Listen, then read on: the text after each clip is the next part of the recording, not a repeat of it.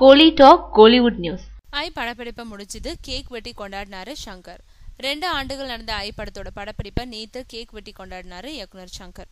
Vikram, Amy Jackson நடிக்க Oscar Ravichandran 150 கோடியில தயாரிச்சிருக்கும் பிரம்மாண்டம் படம் ஐ.